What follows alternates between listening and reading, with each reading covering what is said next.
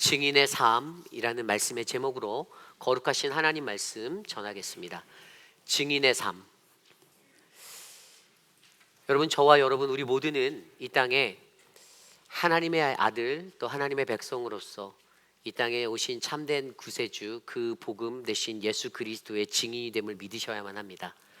여러분들 그것을 믿으십니까? 저는 여러분들이 이 땅에 사시는 그 이생의 시간 속에서 정말 그리스도만을 나타내고 하나님께 영광 돌리는 온전한 증인이 되기를 간절히 기도합니다. 우리가 세상을 살다 보면 많은 것들이요 우리들을 유혹합니다. 그런데 하나님을 드러내야 할 증인의 모습보다는 나 자신이 드러나고 내가 원하는 것들을 추구하며 살아가는 모습들을 우리는 가질 때가 있어요. 그것은 우리가 가진 인간의 연약함이다라고 우리는 믿습니다. 그런데 그러한 시간 속에서도 하나님은 그러한 어그러진 우리들의 마음에, 우리들의 신앙의 자리에 반드시 저와 여러분 우리 모두가 하나님의 증인이 되어 땅끝까지 주의 복음을 들고 나아가 하나님 나라를 선포할 그러한 믿음의 사명자가 되기를 원하십니다. 우리 회빛 한인 장로교회도 이곳에 거룩한 하나님의 성전을 짓고 이곳에 터를 잡아 46년의 시간을 달려왔습니다. 그 시간 동안에 우리 교회가 이 지역사회 안에서 또 더 나아가 우리 미국이라는 이 나라 안에서 더 나아가 온 세계와 열방을 향하여 우리가 그러한 증인의 모습을 잘 갖추고 살고 있는지 우리가 한번 생각해 보았으면 좋겠습니다. 우리를 통해서 과연 하나님 나라의 복음이 온전하게 선포되어지고 하나님의 말씀이 참된 진리 되신 그 말씀이 이 땅을 잘 덮고 있는지 오늘 우리에게 주시는 이 귀한 말씀 안에서 하나님의 은혜를 함께 묵상해 보고자 합니다. 신명기 속에서 우리는 모세가 꿈꾸고 그려왔던 것들을 발견해 봅니다. 신명기 1장부터 20 몇 장까지 지나고 또 30 몇 장까지 지나서 30장까지 달려오며 저는 분명히 이 말씀이 모세가 자신의 마지막에 이스라엘 백성들을 향하여 나누어 주었던 세 편의 설교라고 설명드렸습니다. 이스라엘 백성들의 과거와 현재 그리고 미래를 들여다보며 과거에 하나님께서 우리의 삶에 어떻게 하셨고 우리를 어떻게 구원하셨고 그리고 오늘날 나를 구원하신 그 하나님 앞에 내가 이 땅에서 하나님을 어떻게 섬겨야 하는지 그리고 앞으로 가나안 땅에 들어가서 주어질 미래의 시간 속에서 하나님의 축복과 저주 가운데 나는 어떠한 삶으로 하나님 앞에 나아가야 내가 하나님의 축복을 받고 저주를 피할 수 있는지를 우리는 모세의 호소력 있는 그 말씀으로 세 편의 설교로 지금까지 들었어요. 그런데 중요한 것은 모세가 여전히 그의 마음 가운데 여전히 한 가지 갈급해하고 안타까워하는 것들이 드러내고 있는데 그것이 바로 그의 소망, 그의 열정은 바로 오늘 이곳에 있는 이 백성을 하나님께로라는 그의 마음이라는 것입니다. 모세가 광야의 시간 속에서 이스라엘 백성들과 다투고 그들과 악유하고 그들과 혼란하게 어지러운 부딪힘을 가졌다 할지라도 모세의 마음에 여전히 변하지 않는 한 가지가 있는데 그것은 하나님 이 백성을 어떻게 해야 주님께로 인도할 수 있겠습니까? 라는 그 질문입니다. 저와 여러분 우리 모두가 이 땅에서 증인으로서의 삶을 살 때 우리도 모세와 같은 이 열정이 끊이지 않기를 원합니다. 여러분 모세와 같은 마음으로 어떻게 하여야 이 백성을 주님께로 하나님께로 여러분 그것은 우리의 교회라는 터전으로 사람들을 한 명이라도 더 끌어들여야 한다는 의미가 아닙니다.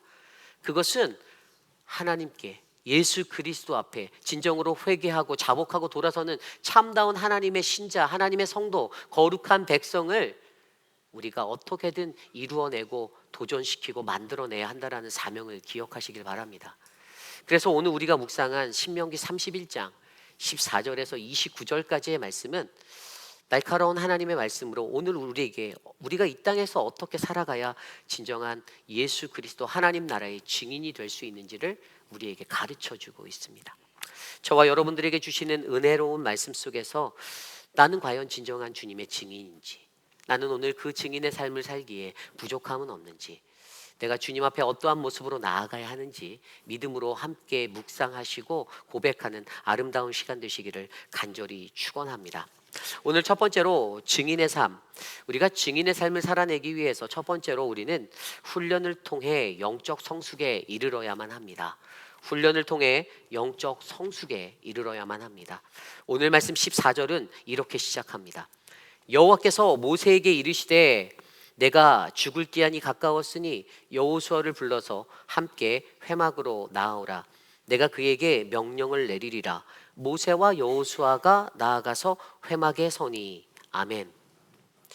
제가 그냥 이렇게 개역개정 성경의 버전으로 읽어드리니까 아무런 감흥이 없으시죠?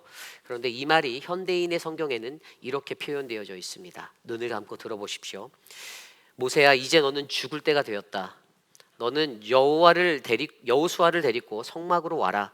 내가 그에게 지시할 것이 있다. 여러분, 어떠한 뉘앙스로 이 구절이 들려주십니까? 하나님이요, 모세에게 갑자기 모세야, 너 이제 죽을 때가 다 되었거든. 그러니까 시간이 없으니까 빨리 여호수아 좀 데리고 나한테 올래? 내가 그에게 말할 것이 있어라고 말하는 거예요. 모세 입장이었다라면 저라면 기분이 나빴을 것 같습니다. 이거 하나님이 나를 너무 만만하게 보시는 거 아니야? 아니 뭐 나보고 죽을 때가 다 됐다고 악담을 하시는 것이 모자라서 또 거기다 일까지 시키네라고 투덜거렸을 수가 있어요. 그런데 여러분, 우리가 너무나도 잘 알고 있잖아요. 어제 토요일 새벽 예배 말씀을 통해서 우리가 배웠잖아요. 모세가 경험한 영적 성장이 무엇이었습니까? 모세의 삶의 120년의 시간은요, 모세는 철저하게 하나님 앞에서 깨어지고 부서져서 훈련받았던 삶이다라고 어제 저희가 나누었어요.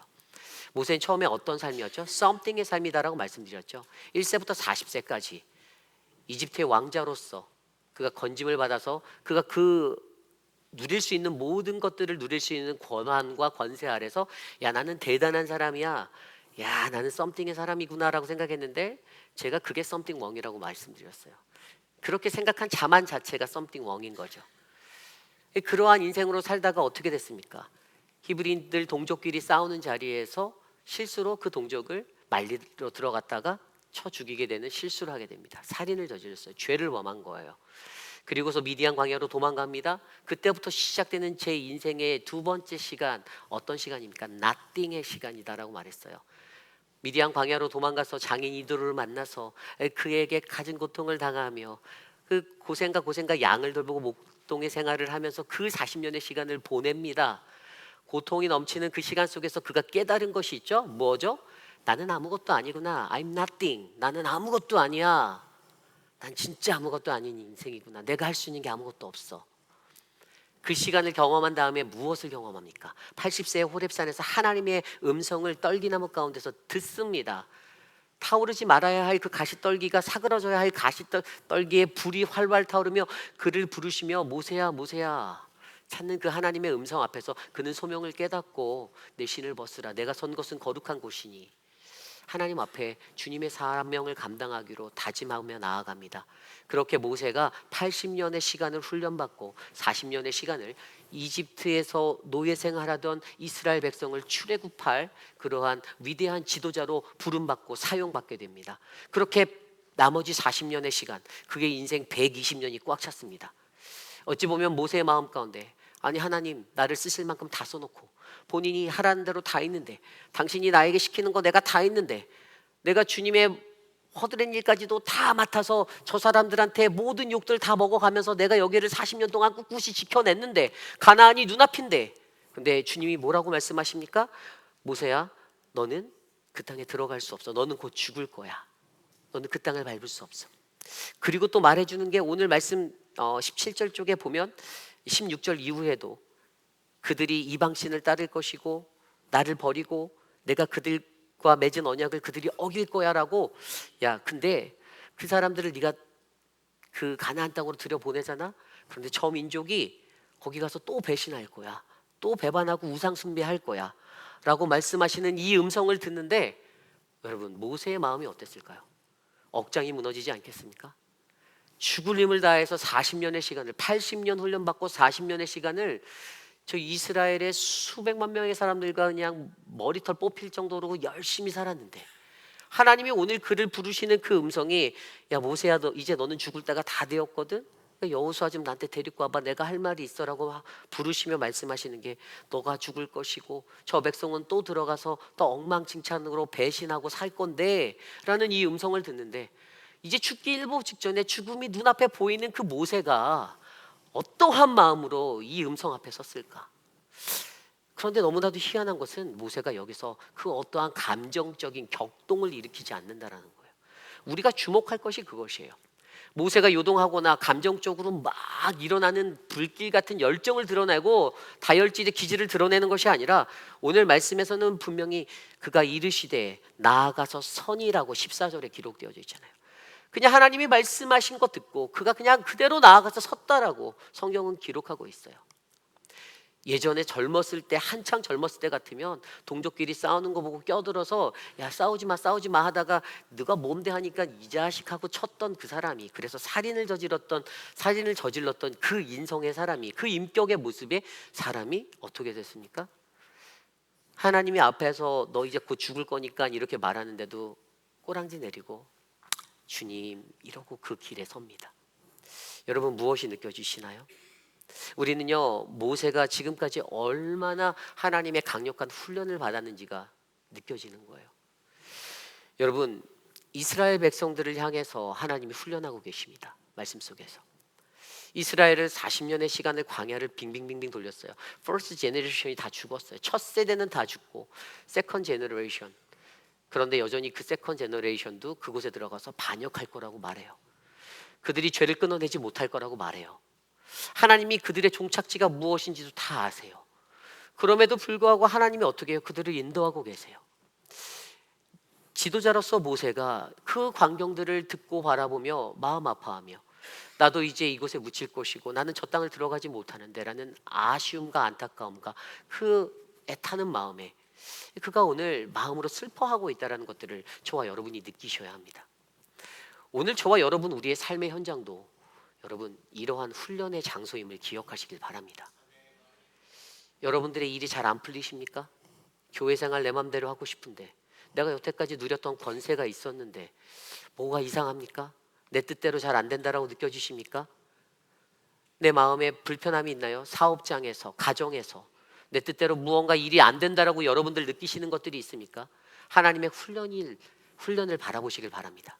하나님이 나를 훈련하고 계시구나라고 여기시길 바랍니다.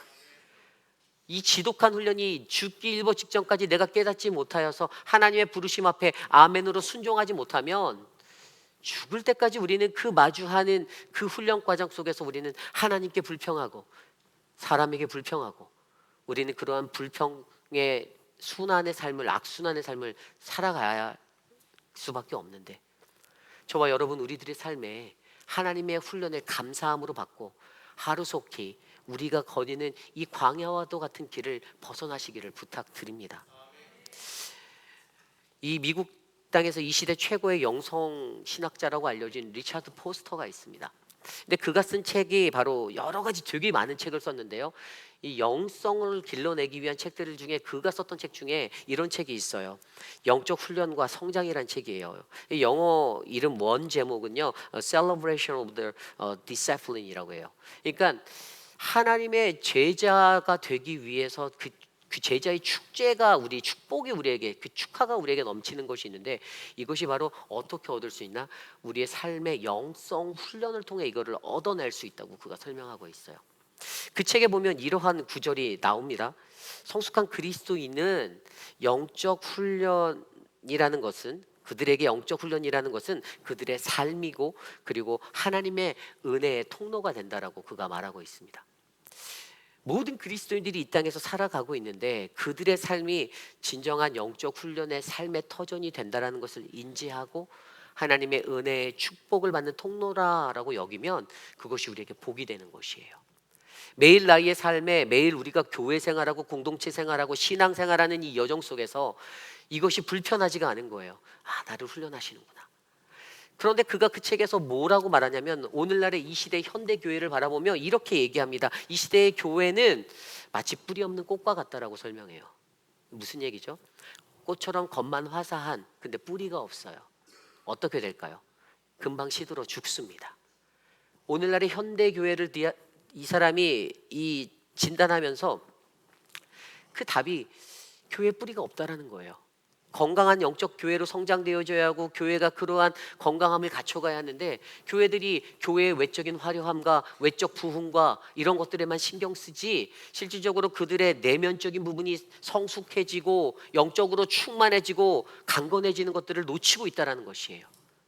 세상의 모든 사람들이 다 자기가 원하는 것들, 이기적인 끝없는 갈망 속에서 그냥 자신들이 허우적거리고 살아갈 뿐, 진정으로 차분하게 자신들의 내면을 조명해 보며 하나님이 나에게 무엇을 원하시는지 이런 것들을 우리가 찾고 훈련하지 않고 있다는 것들을 지적하고 있습니다. 그래서 여러분, 그가 건강한 이 영적 뿌리를 내릴 수 있도록 이 영성사역의 신학자로서 많이 헌신하고 하면서 그가 자신의 그 단체 NGO의 이름을 이렇게 줬어요. 레노바레. 이게 라틴어인데요. 레노바레가 무슨 뜻이냐면 새롭게 하다라는 뜻이에요. 새롭게 하다. 그래서 이 사람이 이끄는 이 NGO가 왜 레노바레 새롭게 하다랄 것일까를 생각해 보니 이 사람이 썼던 그 모든 서적들, 영성 서적들의 한 가지 공통적으로 들어가 있는 핵심이 담겨 있는데 그게 뭐냐 하면 그것이 바로 오늘날의 이 시대를 살아가는 우리 모두가 날마다 우리가 주님 안에서 새롭게 되는 영성 훈련을 매일의 삶에 거쳐야 한다라는 것들을 나누고 있어요. 좀 전에 말씀드렸던 그 책에서는요 1부, 2부, 3부로 되어 있는데 그 책에서는 1부에서는 영적 훈련을 어떻게 하는가? 첫 번째 내적 훈련을 하라고 말해요. 우리의 내적 훈련을 하래요. 이게 뭐냐 하면 묵상과 기도와 금식과 학습 훈련을 받는 거예요. 기도하고 말씀을 묵상하고 이런 것들을 통해 내 삶의 내면의 영성을 쌓아나가라 이거예요. 두 번째는 2부에서는 외적 훈련을 하래요. 이게 뭐냐면 단순성인데 이거는 거룩의 중심성이에요. 단순한 것이 뭐냐면 믿는 이들에게 제일 중요한 건 거룩함 하나뿐이다라는 거예요. 단순하면 된다라는 거예요. 딴 거 필요 없어요. 우리는 거룩하게 믿는 이로서의 삶의 신앙의 본연을 유지하면 되는 겁니다. 나를 과시하고 나를 드러내고 내 것을 나타내는 것에 목적하는 것이 아니라 사람들이 나를 어떻게 바라보나에 집중하는 것이 아니라 그냥 하나님 말씀대로 내가 거룩하게 살아가면 우리는 자연스럽게 우리 안에 외적인 훈련이 이루어진다는 거예요. 그리고 홀로 있기, 그 시간을 위해서 홀로 있는 시간, 그리고 순종하는 것, 섬김 훈련을 통해서 우리는 외적인 훈련들로 성숙시킬 수 있다는 거죠. 그리고 마지막 3부에서는 단체 훈련을 하래요. 이게 뭐냐면 신앙생활이에요. 공동체. 교회와 같은 이곳에서 예배를 드리는 것, 공동체의 행위들을 하는 것, 인도자, 리더자의 어떤 말씀을 듣고 그것들을 지도받아 따라가는 것, 이 모든 것들이 축전의 훈련이다라고 설명하고 있습니다. 축복받는 길이래요. 이게 바로 믿는 이들의 공동체 영성 생활의 훈련의 모습입니다. 내 내면이, 내 외적인 것이 공동체 안에서 하나하나 훈련받는 게 우리의 삶이에요. 우리가 영적으로 강건하여지고 충만하여지려면 우리에게는 이런 것이 필요해요.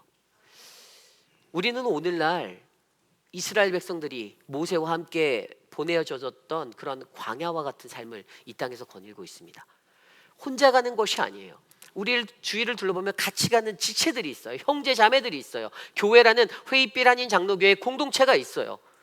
하나님이 모세와 같은 사람으로 저를 여러분들께 보내주셔서 여러분들이 어떻게 해야 이 광야의 시간을 빠져나갈 수 있는지, 이 광야의 시간을 통해서 무엇을 내가 더 성숙한 신앙인으로 어떻게 해야 변화되고 성숙할 수 있는지를 하나님은 우리에게 선포하고 있다는 것이에요.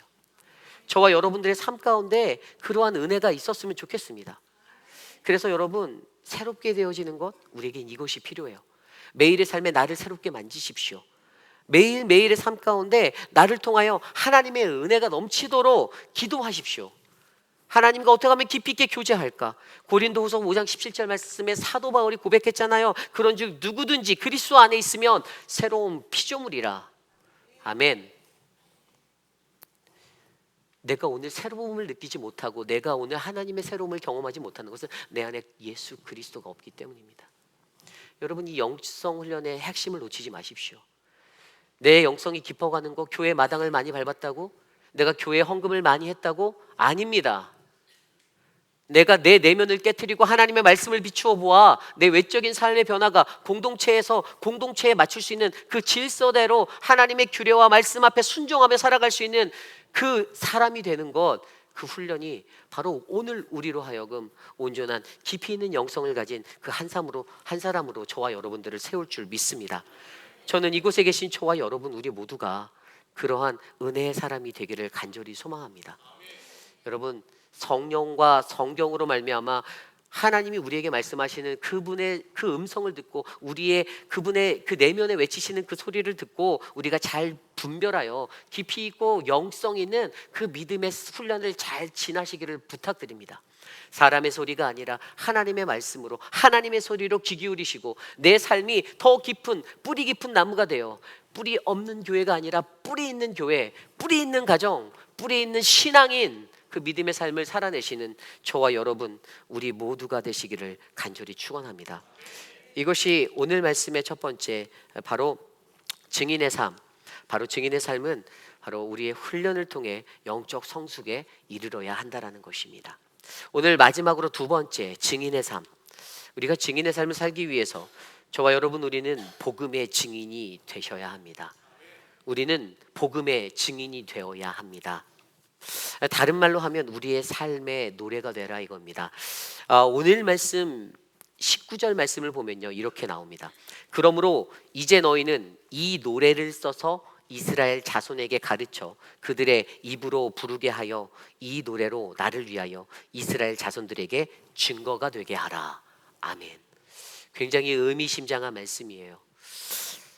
모세가 토라를 썼잖아요. 그죠? 모세오경을 썼어요. 이거를 쓰면서 이제 기록이 이제 맞춰지잖아요. 기록이 맞춰지는 그때에 모세에게 말씀하신 게 이 기록을요 너희의 자녀들에게 전하래요. 그리고 그것을 가르치래. 근데 노래를 또 하나 지래요. 그리고 그 노래가 우리가 내일 본문에서 마주할 말씀이에요. 그 노래를 가르치래요. 그래서 이 자손들에게 증거가 되게 하래요. 증거가. 먼저 우리가 생각해 볼 것은 노래가 왜 하필 노래일까에 대해서 한번 생각해 보려 해요. 여러분 노래가 무엇입니까? 노래는 송이죠. 그냥 노래예요. 그죠? 근데 여러분 그런 기억 나시나요? 나의 연약한 기억력 때문에 나의 부족한 기억력 때문에 희미해져가는 그 기억력 때문에 노래를 부르면 외워져요. 성경책이 몇 권이죠? 66권이죠. 처음부터 끝까지 다 외워보라면 못 외우시지만 노래를 외우면 창세기 출애굽기 레위기 민수기 신명기 여호수아 사사기 룻기 사무엘상 막 이렇게 외워져요. 그죠? 저도 어렸을 때 억지로 외우려고 했더니 안 외워지. 머리가 나쁘니까 안 외워져요. 그래서 노래를 외우니까 외워지는 거예요. 여러분 하나님이요 우리 인간을 아시는 거예요. 너의 한계를 내가 아노니 노래를 불러라. 예. 그래서 노래로 가르쳐라. 그래서 이 노래를 지어서 써서 그 노래를 너희의 자손들에게 가르쳐라. 모세에게 그 명령을 주시는데 하나님이 가장 원하는 한 가지가 그게 뭐냐면 너에게 주어지는 사명 중에 다음 세대를 위한 신앙의 전수가 굉장히 중요해. 너는 죽을 거야. 너는 이제 여기까지야. 근데 모세야 너 이거는 꼭 해야 돼. 왠지 알아? 너뿐만이 아니라 너의 다음 세대를 위해서. 여러분 저와 여러분 우리들 안에도 이 사명이 흘러나기를 부탁드립니다. 우리들의 자녀들을 위해서 우리의 다음 세대를 위해서 우리 교회가 여러분 때에만 충족되어지고 만족되어지고 기쁨이 되는 공동체가 아닌 여러분 우리 교회를 통해서 100년, 200년, 300년, 400년, 500년 하나님의 나라가 이곳에 임할 때까지 그 복음이 선포되어져야 되지 않겠습니까? 그리고 우리의 자녀들이 건강한 신앙, 건강한 믿음을 가지고 살아나갔으면 좋지 않겠습니까? 여러분, 여러분들의 자녀들이 혼미한 마음을 가지고 살아갔으면 좋겠나요? 여러분들이 나중에 자녀들이 교회 생활하면서 아유 이것도 좋은데 뭐 저것도 좋은데 주님 이것도 좋사오니 내일은 세상과 함께 풍악도 울리죠. 이러면 살면 좋겠습니까? 아니에요. 우리의 자녀들이 하나님의 말씀대로 주님의 말씀대로 그들의 인생의 길들을 걸어나가 이 세상 속의 일곱 봉우리들을 정복하고 하나님 가운데 진정한 능력의 사람으로 하나님의 영적 권위를 나타내는 믿음의 사람들로 세워지기를 기도하시기를 바랍니다. 오늘 우리에게 필요한 것은 이거예요. 왜 노래라는 것을 선택했을까 제가 생각하다가 제 마음에 한 가지 다가온 게 있는데 그게 여러분 솔로몬이 지었던 아가서예요. 아가서. 여러분 아가서의 히브리 원어의 제목이 표제가 어떻게 되어 있냐면 이 아가서는요 쉬르 하쉬림이라고 되어 있어요. 쉬르 하쉬림. 이 여러분 쉬화라는 히브리어가 이게 노래라는 단어거든요. 근데 이 단어는 쉬르라는 단어에서 왔어요. 히브리어. 이 단어는 찬양하다, 화답하다, 노래하다라는 의미예요. 근데 우리가 아가서를 생각해 보면 그 의미를 정확히 이해할 수 있어요. 아가서는 무슨 내용이었죠? 아가서는 성경에 언급되기도 어려울 좀 금기어들도 좀 담겨 있을 정도로 좀 이렇게 생뚱맞 이런 내용이 이렇지만, 결국에 하나님은 솔로몬이 지은 아가서를 통해서 솔로몬이 가지고 있었던 바로 하나님께 최고의 노래와 찬양으로서 그분 앞에 나아가고자 했던 신부의 모습을 우리들에게 가르쳐 주고 있는 거예요. 여러분, 아가서의 내용이 무엇입니까? 아가서를 썼던 솔로몬이 아가서를 쓰는 그 당시에 그가 가지고 있었던 왕비만 60명, 후궁이 80명이었어요. 그런데 여러분, 그 솔로몬이 어떻게 결혼했죠? 죄다 정략 결혼이었어요. 정치적인 어떤 의도를 가지고 사랑 없이 나라의 부국강병을 위해서 그냥 결혼한 거거든요. 그런데 솔로몬이 이 여인을 만나게 돼요. 그가 가지고 있었던 술람미의 포도원을 가지고 있었던 곳에서 오빠들을 따라서 같이 왔던 술람미의 여인을 보고 한눈에 푹 빠져버려요.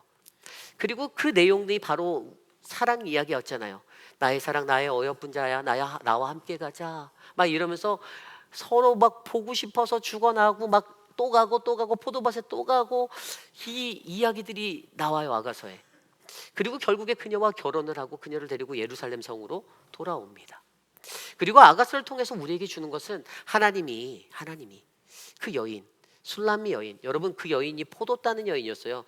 뭐 여러분들처럼 피부가 하얗고 막 옷도 깔끔히 입고 이런 여인이 아니라 화장도 안 하고 대충 그냥 몸빼바지 입고선 포도 따는 여인, 얼굴도 새까맣게 성경에 검은 여인이라나. 그 여인 별로 매력적이지 않을 것 같은데 솔로몬이 그녀를 사랑했기에 그녀에게 구애하고 그녀에게 다가가는 거, 이것이 바로 하나님이 이 땅을 살아가는 저와 여러분들을 사랑하는 사랑 방법이라는 거예요. 아무런 볼품없는 나를 하나님이 사랑해 주시는 거예요. 하나님이 나를 사랑하고 내가 너의 신랑이 되어줄게, 너가 나의 신부가 되어줘라고 말하는 거예요. 그래서 우리는 이 노래를 통해서 무엇을 배웁니까? 우리는 이 노래를 통하여서 하나님을 정말로 사랑하는 자가 어떻게 주님을 노래해야 하는가, 이게 아가서예요. 이 노래라는 것은 성경적인 의미가 그런 의미를 담고 있어요. 그런데 거기에서 한 가지 더 나아갑니다. 이 노래가 무슨 노래가 됩니까? 이것은 바로 구원받은 성도들의 노래가 된다는 거예요. 하나님의 사랑을 경험한 자들이, 내가 하나님의 사랑을, 은혜를 입은 자의 모습이라면 나는 하나님을 노래하는 거예요. 그래서 여러분, 여기에서 더 중요한 것은 내가 하나님께 노래가 되기를 간구하셔야 돼요. 내가 하나님을 찬양하는 그 구원의 노래가 되어야 되는 거예요. 내 삶이 하나님의 노래가 되어야 되는 거예요. 나를 통하여 하나님이 화답받고 찬양받고 하나님이 높임받는 그 은혜가 여러분들의 삶에 열매 맺혀야 되는 거예요. 왜죠? 그분이 나를 구원하셨기 때문에. 그런데 이 이야기들을 좀 더 들여다보면요, 오늘 말씀 속에서 이 노래를 써서 가르치라 하면서 아까 읽었던 19절에 증거가 되게 한다고 했어요. 증거. 근데 이 증거가 굉장히 중요해요. 여러분, 증거는 오늘 말씀의 히브리어로 레드라는 단어예요. 레드, 히브리어 레드. 근데 이 증거가 무엇이냐? 이것은요, 이 증거를 대라는 말이요, 오늘 말씀 21절에도 그들이 수많은 재앙과 환난을 당할 때에 그들의 자손이 부르짖기를 잊지 아니한 이 노래가 그들 앞에 증인처럼 되리라. 여기에 나온 증인도 똑같은 히브리어 레드가 사용됐어요. 위트니스예요. 우리가 증인이 된다는 것, 우리가 증거가 된다는 것, 증거를 가지고 살아가는 그리스도인. 그리고 이 증거를 어디다 갖다 놓으라고 모세에게 명령하십니까? 24절에 보면 모세가 이 율법의 말씀을 다 책에 써서 마친 후에 25절, 모세가 여호와의 언약궤를 매는 레위 사람 고앗 자손이죠, 그들에게 명령하여 이 율법책을 가져다가 너희 하나님 여호와의 언약궤 그 곁에 두어 너희에게 증거가 되게 하라. 아멘. 언약궤 안에는 뭐가 들어 있습니까? 십계명 두 돌판이 들어가 있었습니다. 아론의 쌍난 지팡이가 들어가 있었어요. 그리고 만나가 담긴 항아리가 담겨져 있었습니다. 그 앞에다 노래요. 그 토라를 기록해서 모경을 거기다 갖다가 전시해 노래요. 왜죠? 너희의 자손들이 그것을 보고 구원의 하나님의 증거가 된 그것들을 보고 구원의 하나님을 기억하라. 그들이 범죄하고 그들이 죄 가운데 또 빠지고 그들이 쓰러지고 그들이 다른 유혹의 마음에 넘어질 것 같을 때에 그 언약궤를 바라보고 그 말씀을 바라보며 하나님이 나를 구원하셨는데라는 이 경각심이 되기 위해서 우리에게 이러한 것들을 알려주셨다는 것입니다. 그래서 모세가 어떡합니까? 오늘 말씀 28절 보니까요, 너희 지파의 모든 장로와 관리들을 내 앞에 모으라. 내가 이 말씀을 그들의 귀에 들려주고 그들에게 하늘과 땅을 증거로 삼으리라. 아멘. 그들의 귀에 들려주시겠대요. 끊이지 않는 하나님의 말씀의 선포가, 그 은혜가 그들의 귓가에 들려질 때마다 나를 구원하신, 구원받은 성도로서의 내가 떠올라야 하는 거예요. 그리고 내가 그 노래를 불러야 하는 거예요. 근데 모든 장로와 지파의 장로와 관리들, 대표자들을 부르셨어요. 대표자들을, 리더십들을 부른 거예요. 하나님이 리더십들을 통해서 일하기를 원하세요. 그 리더십들을 통해서 여러분의 소그룹이, 여러분들의 각 기관들이, 여러분들의 가정이 이 소리를, 이 하나님의 말씀을, 이 음성을 그들의 귓가에 들려주기를 원한다라는 거예요. 그래서 여러분, 이러한 것들을 저와 여러분들이 기억하셨으면 좋겠습니다. 하나님이 저와 여러분들을요, 그분의 증거로 삼기 원하세요. 우리는 그분의 증인입니다. 하나님이 너무나도 잘 아시죠. 뭘 잘 아셨어요? 오늘 말씀 27절에 보니까 내가 너희의 반역함과 목이 곧은 것을 아나니 라고 말해요. 이 말씀 보면 너무나도 아이러니한 게 하나님이 다 아세요.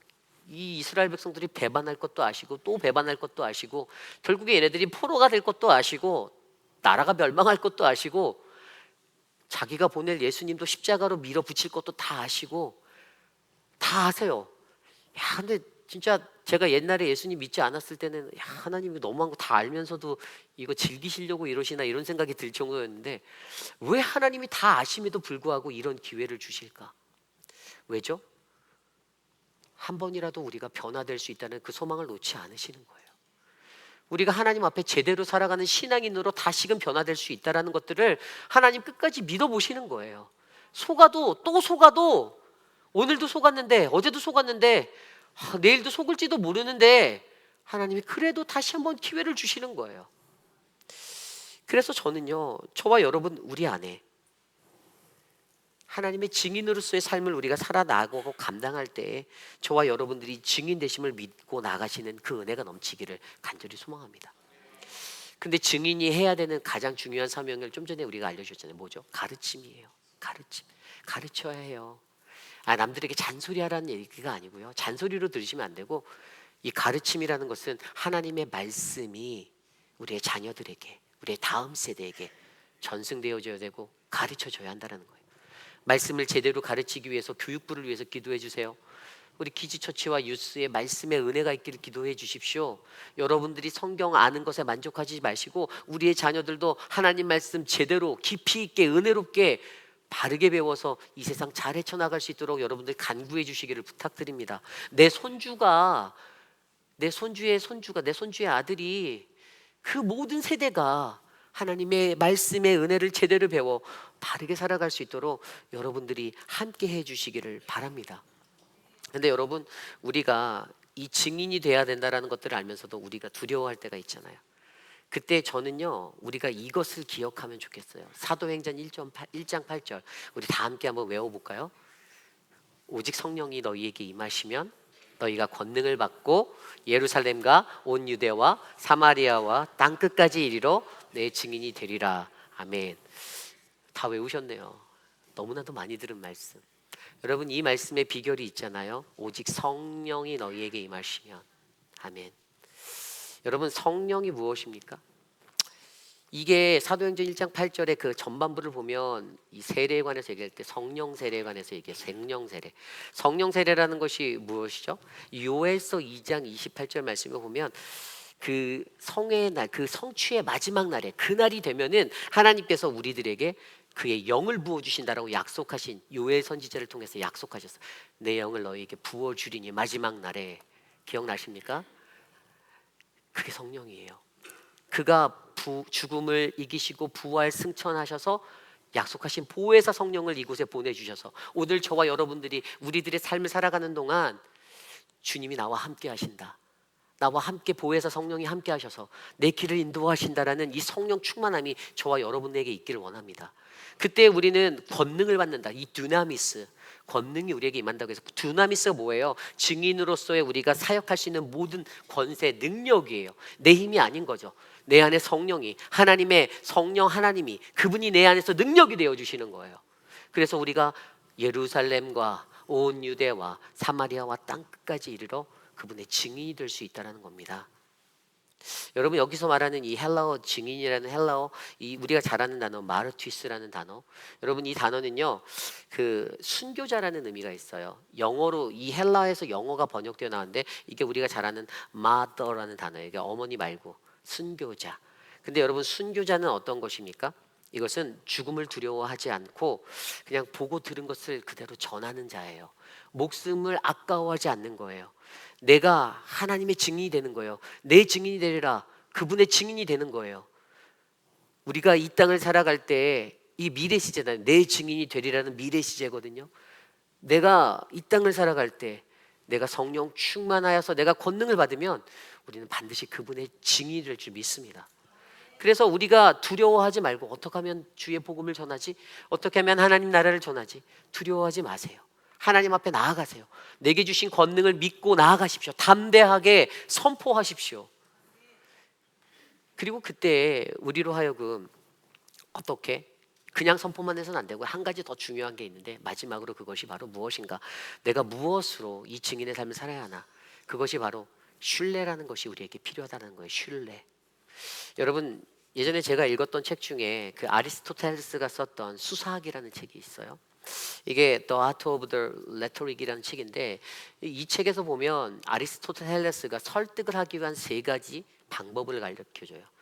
사람을 누군가를 설득하려면 이 세 가지가 있으면 최고의 사람이 될 수 있는데 첫 번째가 뭘까요? 그게 바로 로고스예요. 로고스는 뭐냐면 이성이에요. 이성. 우리들이 논리적으로 이성적으로 판단하는 거, 말, 진리 이런 거를 말하는 거예요. 그런데 여러분 거기에는 분명히 자기 주장이 담겨 있지만 한계가 있어요. 그리고 그 다음 단계로 말하는 것이 파토스라는 거예요. 이게 뭔지 아십니까? 파토스. 감성적인, 감정적인 것이에요. 여러분 때로는요 이 파토스가 이성을 이길 때가 있어요. 감정적인 게 아무리 논리적으로 정연하게 얘기한 것들을 더 효과를 극대화시켜서 가져올 때가 있어요. 그래서 아리스토텔레스는 이 파토스가 세컨드로 또 중요하다고 얘기해요. 그런데 그 모든 것들을 뛰어넘는 마지막에 한 가지를 얘기하는데 그것이 바로 에토스라는 것입니다. 에토스는 뭘까요? 신뢰예요. 신뢰. 여러분 저와 여러분 우리의 삶 속에서도요 우리의 모든 공동체 삶 속에서 여러분 인간관계의 가장 기본은 신뢰입니다. 신뢰가 무너지면요 의심이 생겨요. 의심이 생겨요. 신뢰가 정말 중요해요. 근데 신뢰는 어떻게 만들죠? 신뢰는 평소에 바른 언행, 인품, 뭐 그의 도덕적인 삶, 진실한 마음, 책임감, 성실성 이런 것들을 보고 우리가 판단하죠. 그래서 늘 양치는 소년같이 살아가는 사람은 저 사람은 양치는 사람이구나 또 거짓말하겠구나 우리가 생각할 수 있는 건 그 사람이 신뢰를 잃어버렸기 때문인 거예요.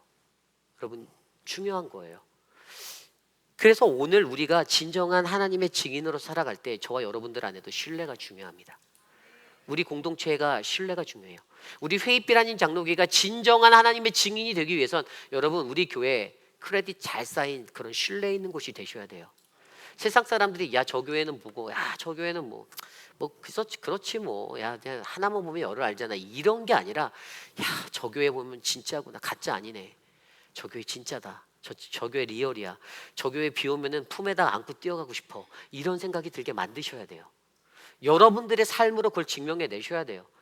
여러분들이 삶으로 그것들을 어떻게 살아내는지를 보여주셔서 세상 사람들이 끔뻑 넘어가게 하셔야 됩니다. 이것이 중요한 거예요. 마태복음 28장 19절 20절 저희가 다 잘 아는 말씀 다 외워볼까요? 여러분 다 아시지 않아요? 마태복음 28장 19절 20절 그러므로 너희는 가서 모든 족속으로 제자를 삼아 아버지와 아들과 성령의 이름으로 세례를 베풀고 내가 너희에게 분부한 모든 것을 가르쳐 지키게 하라. 볼지어다 내가 세상 끝날까지 너와 함께 하심이라. 아멘. 여러분 이게 지상명령 성취라는 그레이트 커미션이잖아요. 우리가 증인으로서 살면 저와 여러분들에게는 이 사명이 끝까지 따라가는 거예요. 그런데 하나님이 이것을 우리에게 명령하셨을 때 그냥 준 게 아니잖아요. 모든 민족으로 제자를 삼아 아버지와 아들과 성령의 이름으로 행해야 된다라고 말해요. 사람의 말이 아니에요. 사람의 인간적인 스킬, 남을 현혹해서 내 사람 만드는 뭐 물량 공세 뭐 이런 거 아니에요. 그냥 우리는 아버지와 아들과 성령의 이름으로 세례를 베풀면 돼요. 성령을 베푸셔야 돼요. 사랑을 나누셔야 돼요. 믿음의 그리스도인의 교제함을 나누셔야 돼요. 그러면 그때 어떻게 됩니까? 내가 너희에게 분부한 모든 것을 가르쳐 지키게 하래요. 우리는요, 하나님의 말씀을 가르치고 나누면 됩니다. 주변 사람들에게 야, 너 필요한 거 뭐야? 내가 사줄게. 아니에요. 하나님의 말씀을 전하셔야 돼요. 그 말씀을 가르치셔야 돼요. 그리고 이 말씀대로 살지 않으면 우리가 죽을 수밖에 없다, 우리가 영생을 얻지 못한다라고 호소하셔야 돼요. 야, 우리 이렇게 예수 믿으면 우리 지옥 가. 정말 무서운 거야. 가르치셔야 돼요. 왜냐고 물으신다면 그게 왜인지, 그 죄가 무엇인지, 어떤 죄 때문에 우리가 지옥에 갈 수 없는지를 알려주셔야 돼요. 그리고 그때 어떻게 하신다고 했어요? 볼지어다 내가 세상 끝날까지 너희와 항상 함께 하겠다.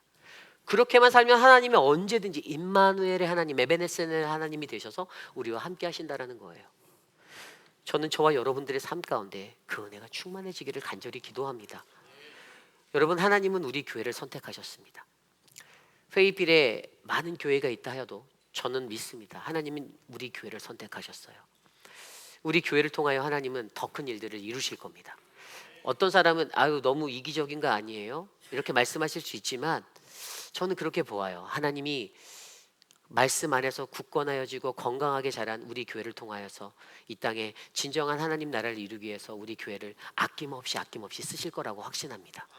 저는 그 삶의 현장에 여러분이 그 증인으로 서 계시기를 간절히 축원합니다.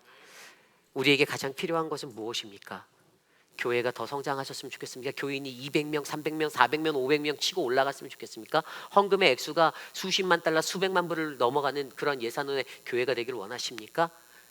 아니요. 하나님이 우리에게 원하시는 것은 복음의 증인이 되어 우리의 삶을 하나님께 드리며 가장 낮은 모습으로 서로에게 신뢰와 신뢰를 쌓고 믿음의 교제함으로 하나님 말씀의 길을 정확하게 올바르게 걸어가는 믿음의 사람들이 이곳에 가득 채워지는 그 은혜를 우리에게 바라십니다. 저는 저와 여러분 우리에게 그러한 축복이 넘쳐나기를 간절히 기도드립니다. 오늘 주신 말씀을 놓고 우리가 함께 말씀을 정리하기 원합니다. 여러분, 증인으로 사는 것이 쉬운 일은 아닙니다.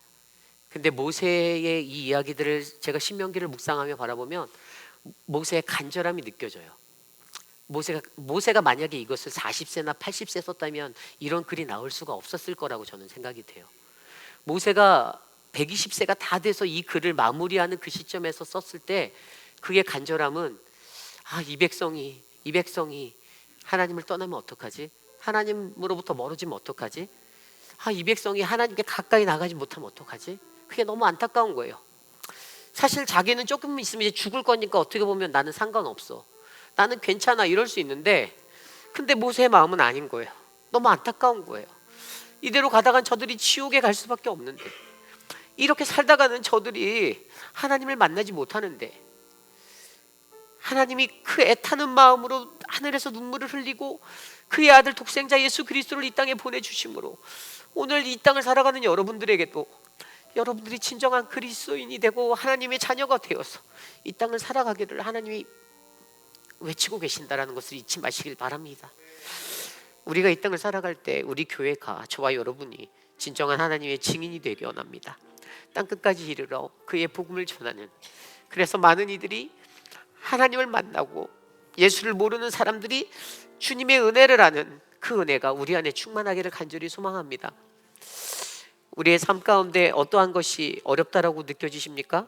야고보서 1장 2절 5절 말씀에 이런 말씀이 있습니다. 내 형제들아, 너희가 여러 가지 시험을 당하거든 온전히 기쁘게 여기라. 이는 너희 믿음의 시련이 인내를 만들어 내는 줄을 너희가 알미라. 인내를 온전히 이루라. 이는 너희로 온전하고 구비하여 부족함이 없게 하려 함이라. 너희 중에 누구든지 지혜가 부족하거든 모든 사람에게 후히 주시고 꾸짖지 아니하시는 하나님께 구하라. 그리하면 주시리라. 아멘. 우리의 지혜가 부족함을 알면 이 시련을 통해 인내와 순종, 자기 부인을 배우시고 하나님께 간구함을 배우셔서 하나님, 내가 이 땅에서 하나님의 말씀을 순종하여 복을 받고 구원받는 하나님 그 한 사람이 되기 원합니다. 우리 교회를, 하나님 우리를 지켜주시옵소서. 우리 이 시간 그러한 마음으로 모두 자리에서 일어나 함께 이 찬양 드리기 원합니다. 우리 함께 성도의 노래 함께 찬양하도록 하겠습니다.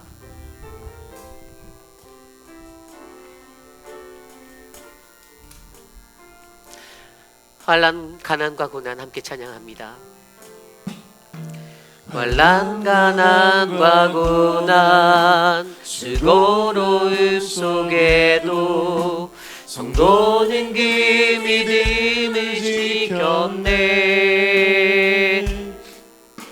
주를 섬기는 일에 자신을 다 드리며 진리의 말씀과 성령으로 그 길을 걸었네. 말란 가난과 고난, 수고로움 속에도 성도는 그 믿음을 지켰네. 주를 섬기는 일에 자신을 다 드리며 진리의 말씀과 성령으로 그 길을 걸었네. 그리스도 안에서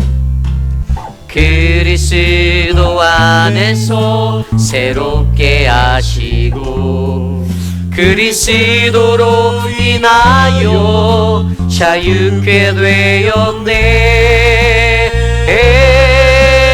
우리는 무명하나 유명한 자요. 죽음의 위기 속에서 참 생명 가졌고 근심하나 기뻐하며 가난하나 다른 일을 부욕해 한 자. 우리 처음부터 다시 한번 찬양할까요? 환난 가난과 고난, 환난 가난과 고난, 수고로움 속에도 성도는 그 믿음을 지켜내. 주님은 주를 섬기는 일에 자신을 다 진리의 말씀과 성령으로, 진리의 말씀과 성령으로 그 길을 그리스도 안에서 새롭게 하시고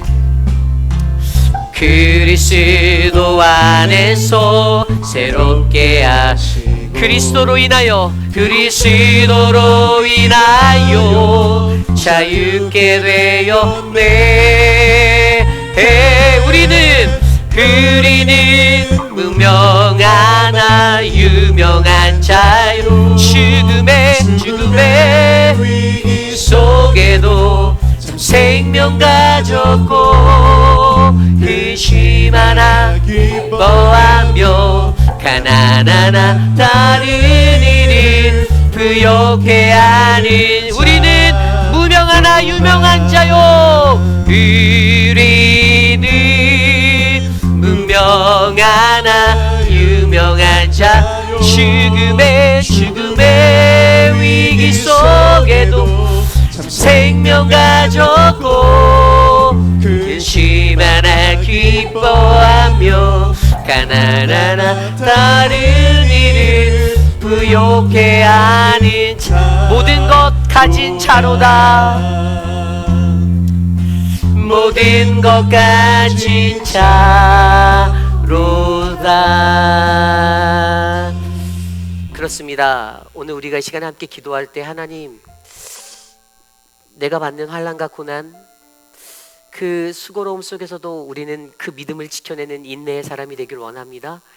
나를 유혹하고 넘어뜨리려는 세상의 그 모든 것들에서 나를 지키시고 보호하신 하나님, 하나님의 말씀으로 이 길을 걸어가며 하나님의 그 사랑을 온 세상 곳곳에 증거할 수 있는 진정한 하나님의 복음의 증인이 되어 우리가 살기 원합니다.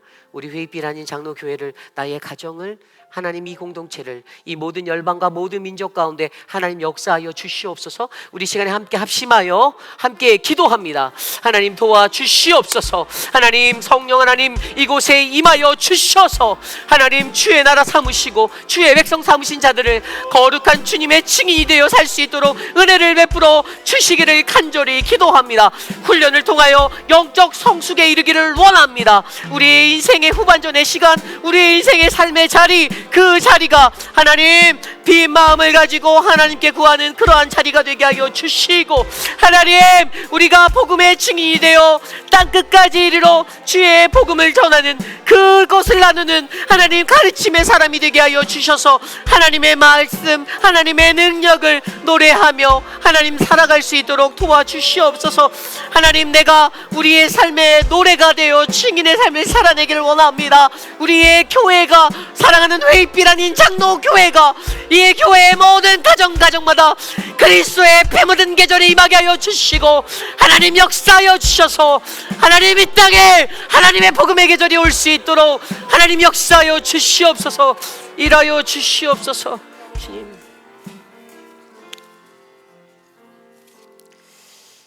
참으로 존귀하신 하나님, 감사를 드립니다. 하나님이 우리에게 원하시는 것, 하나님 이 땅에 피 묻은 그리스도의 계절이 오게 하는 그날까지 그리스도의 복음을 들고 나아가는 믿음의 증인이 되기를 간절히 소망합니다.